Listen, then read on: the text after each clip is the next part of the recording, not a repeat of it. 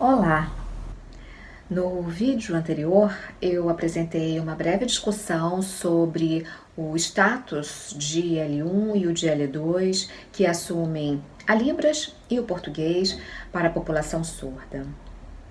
Neste vídeo, eu retomo outro ponto discutido no capítulo 5 do e-book Aprendizes Surdos e Escrita em L2, Reflexões Teóricas e Práticas.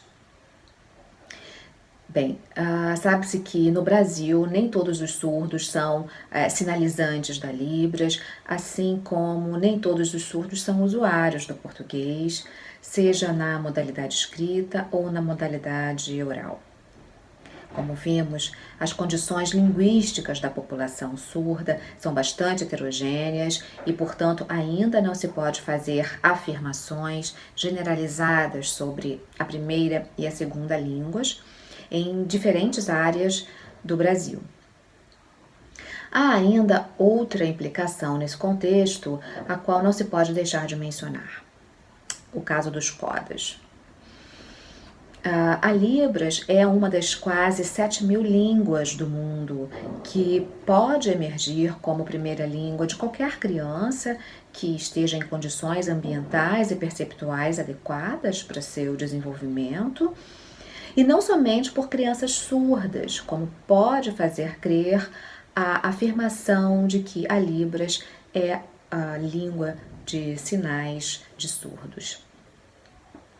Assim como surdos de segunda geração, ou seja, aqueles que têm algum familiar surdo, o que provavelmente lhe garante contato precoce com uma língua de sinais, ouvintes filhos de surdos, chamados de codas, também podem desenvolver a Libras como L1, considerando que há condições necessárias à percepção de informação linguística sinalizada, o input dessa língua, e também a interação com os seus parentes. Sendo assim, parece que a afirmação de que a Libras é a língua de sinais da população surda não contempla a população ouvinte bilíngue. Bem, equívoco semelhante se encontra na ideia de que o português seria a L1 usada por todos os brasileiros. Essa ideia desconsiderou por muito tempo que há no Brasil a população indígena, ouvinte e surda, que aprende primeiro a língua de sua comunidade linguística e nem sempre aprende o português ou a Libras. Essa é uma das supergeneralizações que integram o mito do monolinguismo no Brasil.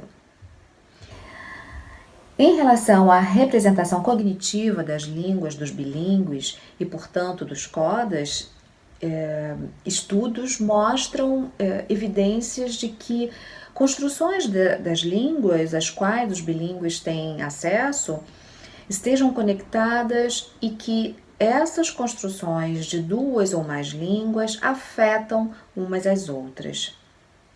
Ou seja, conforme as duas línguas vão sendo usadas, as construções linguísticas vão sendo armazenadas e associadas por uma espécie de links com a função de relacionar aspectos de forma e de significado, o que leva à hipótese de que as línguas dos bilíngues não têm representação independentes. Uma evidência importante pode ser observada quando bilíngues, durante enunciados em português, por exemplo, combinam sinais da Libras para materializarem uma ideia. Ou, ainda no caso de surdos, quando vocalizam parte ou toda a cadeia sonora de itens do português enquanto sinalizam.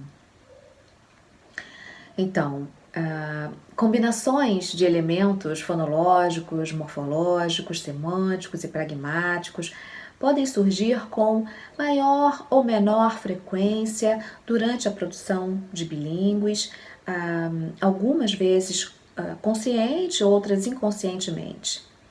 O contato de línguas usadas frequentemente provoca efeitos na representação cognitiva dos bilíngues, investigados em vários estudos da grande área de aquisição de linguagem. Mais uma vez, a minha sugestão é que se observem com cautela as afirmações super generalizadas e distorcidas, porque elas têm grande impacto no tratamento de questões de políticas linguísticas para a população surda e para a população bilíngue ouvinte. Eu fico por aqui e até o próximo vídeo.